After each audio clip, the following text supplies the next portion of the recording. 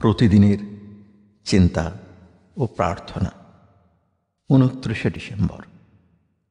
দিনের প্রধান চিন্তা, আমরা যদি নিজেদের অন্তর্নিহিত শক্তিতে বিশ্বাস হারাইয়া ওই সন্দেহকে মনে স্থায়ী হইতে দিই, তবে ইহা আমাদের অন্তর্দৃষ্টিকে মেঘাবৃত করিয়া শান্তির বিনাশ ঘটায়।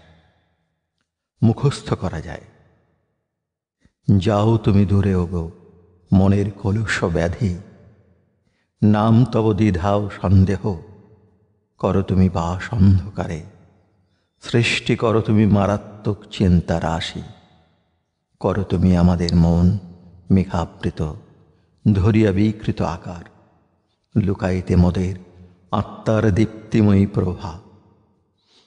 উপদেশ, আমরা যখন আমাদের অন্তরের সত্তা সম্বন্ধে সন্দিহান হই, তখনই আমরা আমাদের সমস্ত দুর্বিপাক ও দুঃখের ভিত্তি স্থাপন করি। যতদিন আমরা বহির্মুখী হইয়া জীবনযাপন করিব, ততদিন নিজেদের ক্ষুদ্রতা ও অপরিপূর্ণতার হাত হইতে মুক্তি পাইব না। সত্যই মানুষের বাহিরের জীবন তাহার সামান্য এক অংশ মাত্র।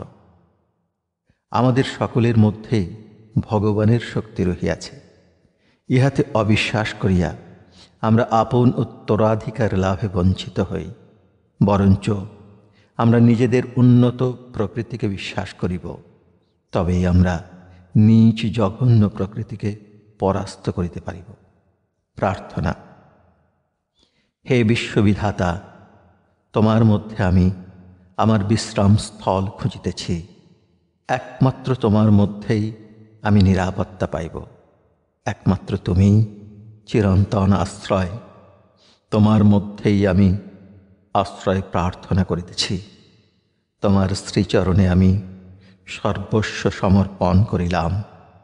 তুমি আমার সকল বাসনা কামনা পূর্ণ করিতে পারো, এবং তুমি আবার আমাকে কামনা হইতে মুক্ত করিতে পারো। আমি সম্পূর্ণরূপে নিজেকে তোমার কাছে অর্পণ করিতেছি।